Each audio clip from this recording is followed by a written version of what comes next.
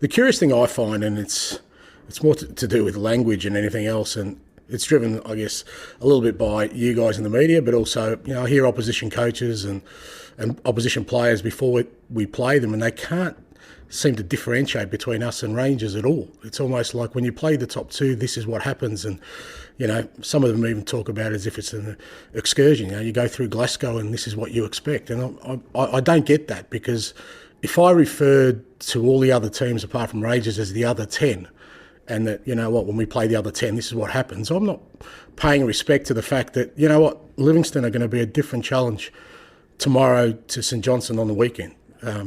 Different, even though they may play defensively, different ways they do that. Playing them home is different to playing them away.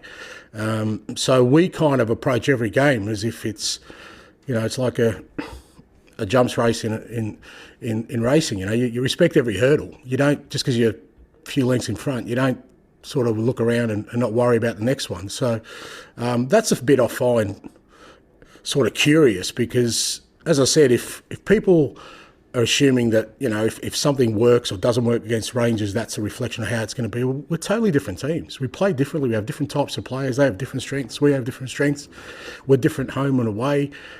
And that's where the discussion should be. But so, to be honest, I think from my perspective, it kind of works in our favour if that's how opposition coaches sort of talk. I don't think they think that way, but when they talk that way, and they also bring a historical context, it just makes the task seem insurmountable, because you're going, when you play the top two, this has always happened. I'm going, well, you're not playing the top two. You're playing Rangers, or you're playing Celtic, and you're playing them home, and maybe they've got injuries this week, or maybe they've had a bad week the week before, or maybe they're coming off. So that's the kind of questioning that should be happening to managers. And I think, like I said, I think the managers and some players fall into the trap of just answering those questions because that's the way they're put to them. So that's where I think, I struggle with it a little bit. Not so much the tactics. The tactics, well, we all have our own way of methodology of doing things.